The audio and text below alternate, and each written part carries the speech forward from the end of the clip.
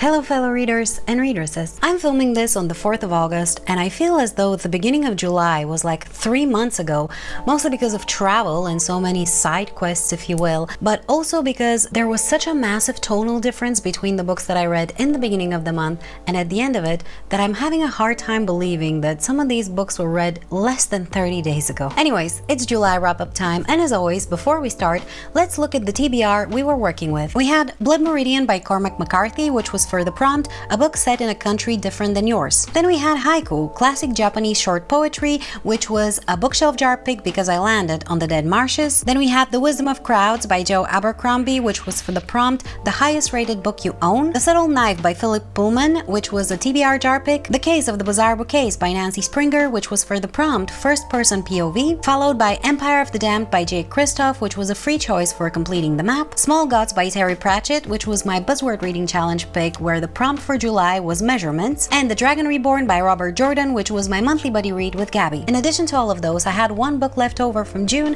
which was The Rithmatist by Sanderson. That made a total of 9 books on my July TBR, out of which I read 7, am still reading 1, and I didn't manage to get to 1. As always, let's start with the casualty, and that is The Subtle Knife by Philip Pullman. This is a YA fantasy and the second book in the His Dark Materials series. I had the very good intention of reading it, but well, I didn't, and we'll get to why later on. Now that we're done with that, let's look through the books that I actually read in July, but unlike usual, this time we'll go through them in the order in which I finished them. Starting with The Rithmatist by Sanderson. This is a YA gearpunk fantasy and the first and so far only book in the eponymous series.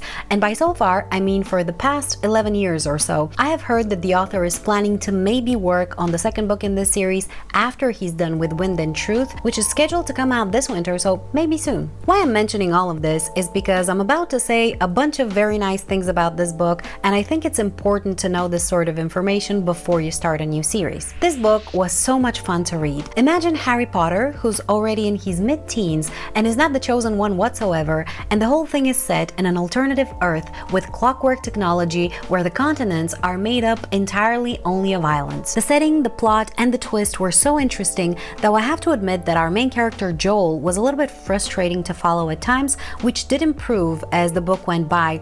The same goes for the magic system, by the way, which I found a little bit silly in the beginning. The author managed to create quite the mystery and the atmosphere, and I think his version of the Earth and the technology utilized was absolutely spectacular. So this was a very good YA read, and I'm very much looking forward to continuing with the series, hopefully soon. I gave it 4 stars. Next I finished Small Gods by Terry Pratchett. This is an adult fantasy satire and the 13th book in the Discworld series. The story focuses on a group of monks who follow the great god Om, who's gotten himself into a bit of trouble and through that discovers that their fate no longer lies with him but is rather transformed into fear of the institution. In addition to Om, we follow, as always, a spectacularly clueless protagonist and a very cunning antagonist, as well as a group of very illustrious side characters whose main contribution to the story lies with their ability to make it more funny, though some of them do participate in some rather key moments. The book criticizes organized religions and more specifically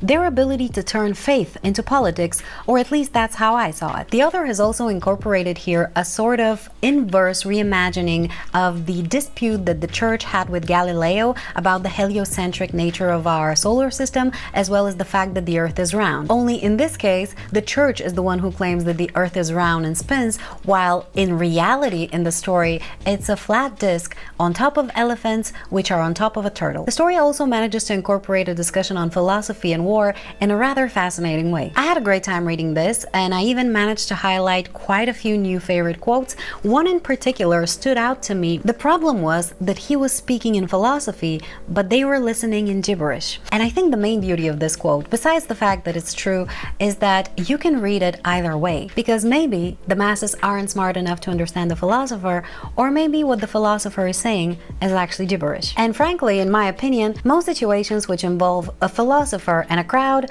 both things are true.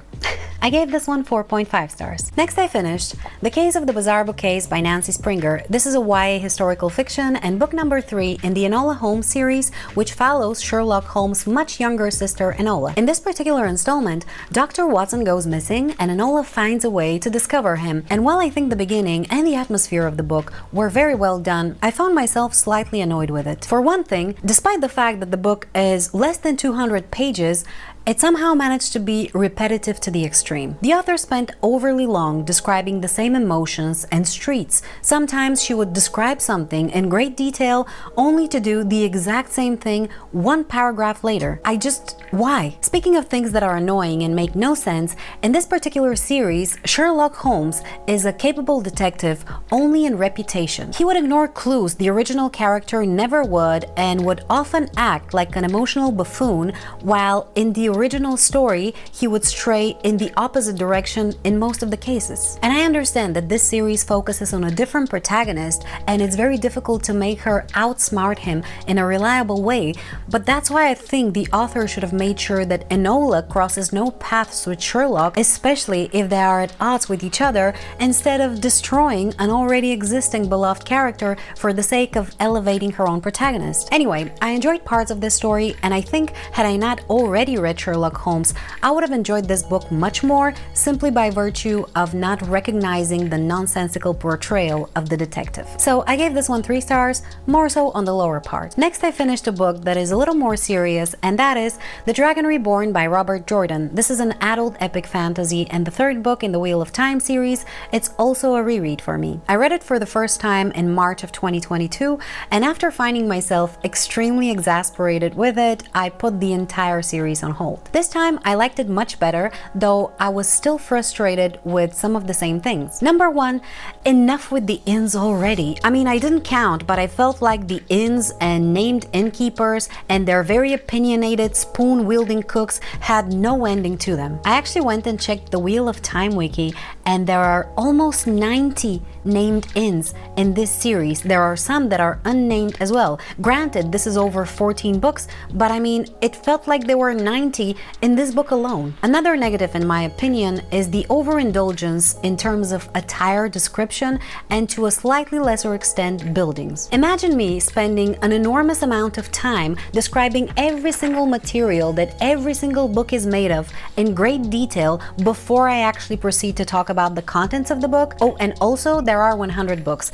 That's what it's like. And my 3rd complaint is related to the female characters and their manner of communication. Frankly, at this point, I would just like to see one agreeable female character simply for the sake of variety. And don't get me wrong, I don't mind strong-willed female characters in the books that I read. On the contrary, I love to see them, but I wish in this case the strong will was also tempered by some common sense and some humility every now and then. There is one particular argument between 2 of the female characters here that had me wondering whether I'm losing my mind or whether these people are just psychotic. In general, I can see how this conflict could develop, but because it was not shown properly on page, when it reached its climax, I was shocked and frankly exasperated. And this is a problem I've had with pretty much all the female characters in all 3 books from this series so far. I think with the exception of Moraine, all of them can be summarized as stubborn and rash, and nothing else. So now that I think I've ranted sufficiently enough, let me tell you some of the good things about this book, because as I mentioned, I liked it more than the first time. I liked how much the world got expanded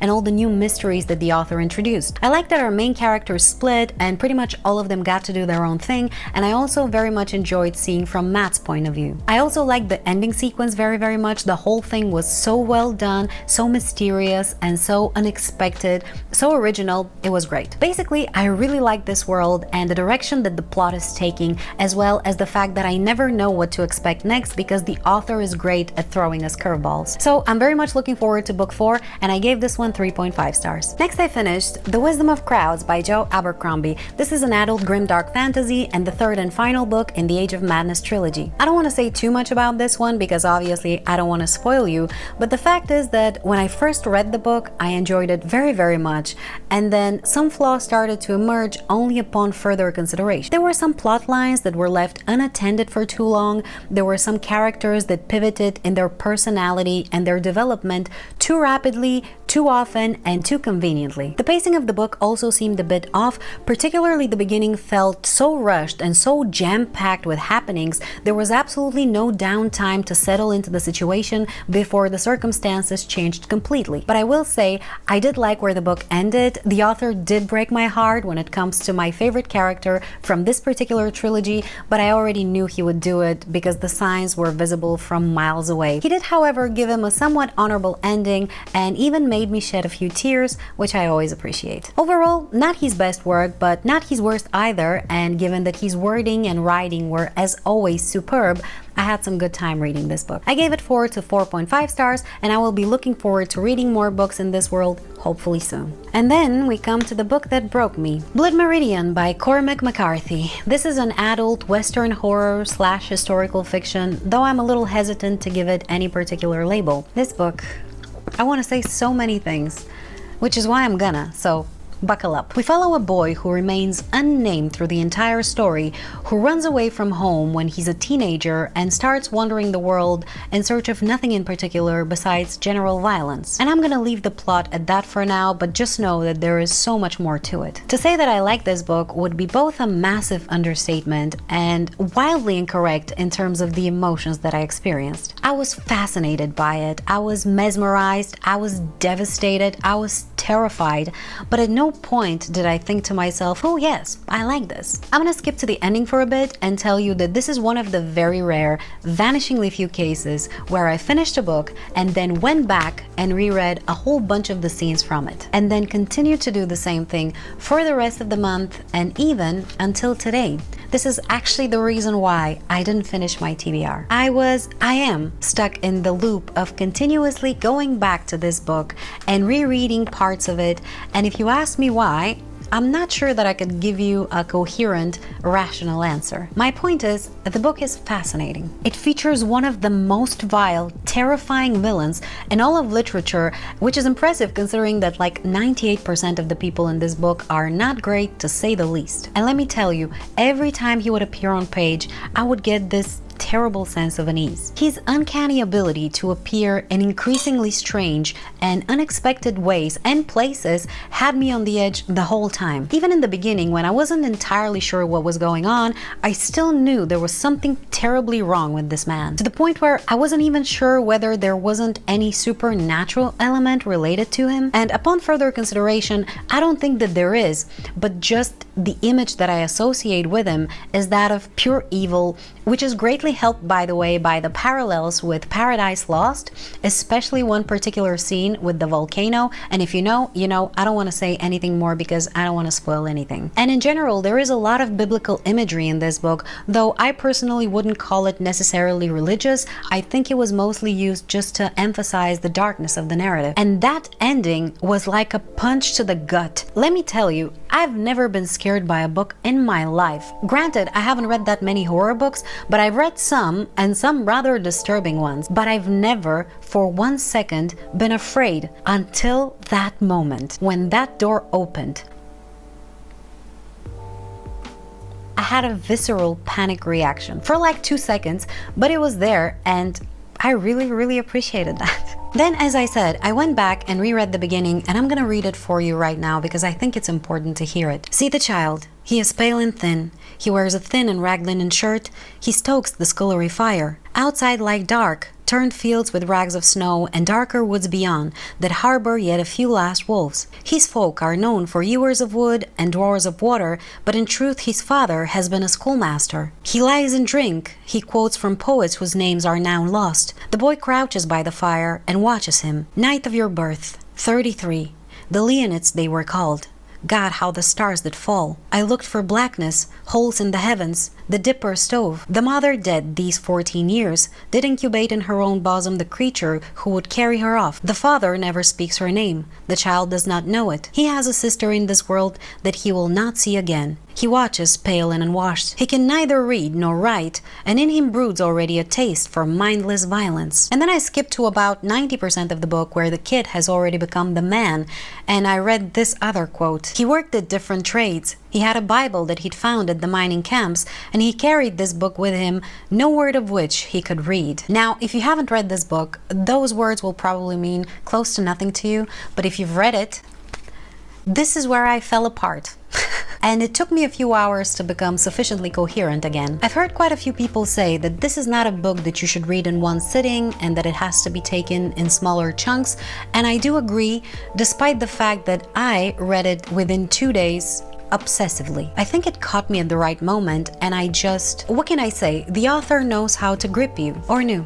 Rest in peace. Speaking of the author, I think it's important that you know that he does not like punctuation and will avoid it any chance he gets, though to be honest with you, it took me almost 200 pages to even properly clock it. I mean, I knew from the beginning that there was something odd, but I couldn't really put my finger on it, and it didn't bother me enough to make me stop and consider it. And I don't even think it takes away from the narrative. Just to illustrate my point, there are absolutely no dialogue tags or indicators in this book, yet at no point did I have an issue understanding who was speaking, even when there were 3 or more people having a conversation. Just really, really good writing. Another thing that I found very impressive about this book is the fact that the author never, not once, mentions how any of our characters, at least our main characters, feel at any point of the story.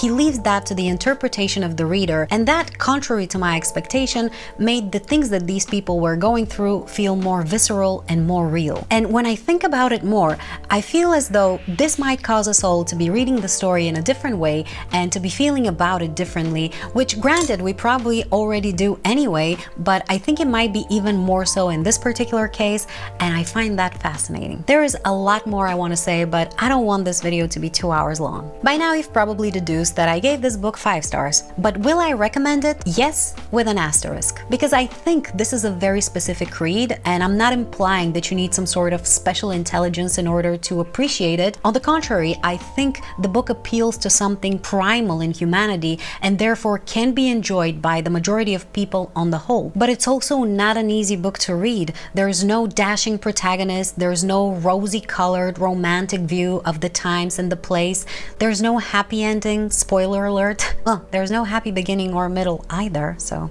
But most importantly, it is brutal beyond comparison. Now, I'm not big on trigger warnings, to be honest with you. I think they do more harm than they actually help, creating taboos out of certain subjects and serving as breeding ground for fear of being afraid. But I also believe in the importance of being informed as to what you're getting yourself into.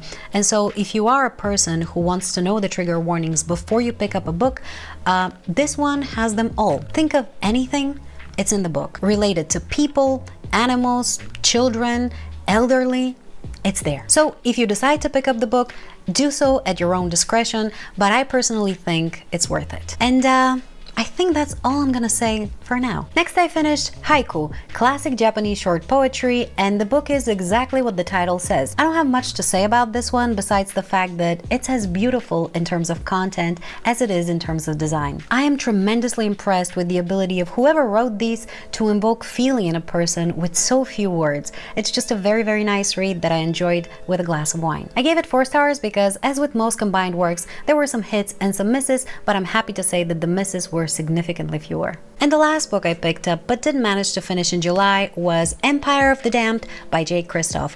This is a very big book and I'm not very far into it, so I'm gonna talk about it in my August reading wrap-up. So, to summarize, in the month of July, I read 7 books, which amounted to a total of 2,557 pages. In terms of genre, I read 4 fantasies, 1 historical fiction, 1 mystery/thriller, and 1 book of poetry. In terms of format, I read 6 paperbacks and 1 hardback, and in terms of sourcing, I owned all 7 of the books. So that's it. I hope you enjoyed watching this video, and please let me know what was your favorite or least favorite read of July, whichever you feel stronger about. Thank you so much for watching, and if you'd like to see some of my other wrap-ups and book reviews, check out this playlist. Bye!